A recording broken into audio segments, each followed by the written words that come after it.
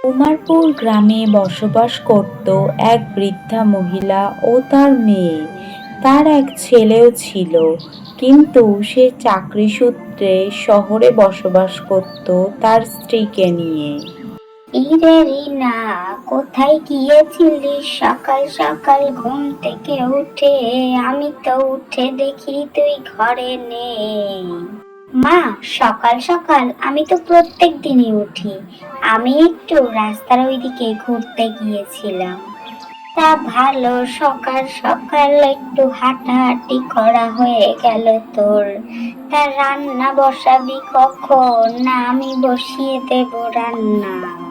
না না মা, আমি থাকতে তুমি কেন রান্না বসাবে? আমি আজকে তোমাকে রান্না করে খাওয়াবো। আজকে ভাবছি একটু গাছ পাঠা রান্না করব। গরমকাল তো পড়েই গেছে আর আমাদের কাছে অনেক কাঁঠাল হয়েছে, তো আমি ভাবলাম আজকে একটু গাছ পাঠা রান্না করা যাক। সে তো ভালো কথা, আমার তো এঁচড় খেতে খুব ভালো লাগে। সাথে যদি একটু চিংড়ি মাছ থাকতো তাহলে কত ভালো হতো না? মা, তুমি ওইসব নিয়ে চিন্তা করো না তো। চিংড়ি মাছ তো আমি নিয়ে এসেছি। ওই যে সকাল সকাল হাঁটতে গিয়েছিলাম বললাম না, তখনই তো মাছ কাকার সাথে দেখা হলো, সেখান থেকে চিংড়ি মাছ নিয়ে এসেছি।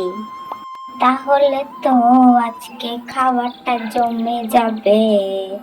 জানিস না, তোর দাদা আজকে সকাল সকাল আমাকে ফোন দিয়েছিল। ও, দাদা ফোন করেছিল? কেন গো মা, দাদা কি এবার চড়কের মেলায় গ্রামে আসবে? না রে রিনা, ও মনে হয় এবার আসতে পারবে না, ওই কারণেই তো আমাকে ফোনটা দিয়েছিল। কেন মা, ও আসবে না কেন? দাদার বৌদি কতদিন হয়ে গেল এখানে আসে না। আমি তো ভাবলাম এবার চড়কের মেলাতে খুব মজা করব।